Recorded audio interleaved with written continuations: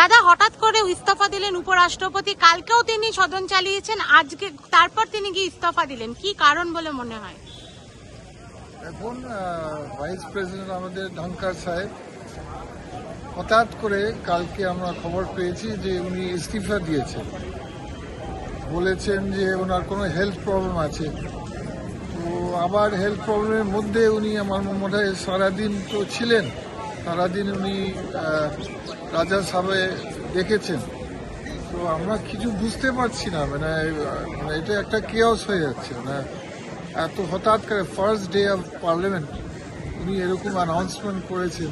তো আমরা কিছু বুঝতে পারছি না যে কেন, কিসের জন্য, ওনার কারোর সঙ্গে কোনো রিলেশন খারাপ হয়ে গেছে নাকি এরকম আমরা কিছু সেভাবে ট্রান্সপারেন্টলি খোলাখুলি কেউ কিছু। শারীরিক অসুস্থতার কারণ নয় বলে আপনার মনে হচ্ছে?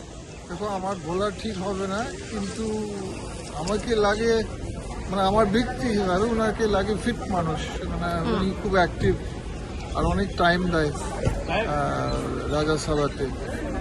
আমার বলার উচিত না, হেলথ প্রবলেম হতে পারে, কিন্তু এই সময় মানে একদিন রাজ্যসভা করে মানে হঠাৎ মানে সময়টা একটু অদ্ভুত লাগছে। তো কি আর বলবো, আমাদের মানে সরকার কোনো খবর দিচ্ছে না, কেন্দ্র সরকার, কি এটা কেন হলো, কিসের জন্য হলো, অদ্ভুত লাগছে আর কি বলবো।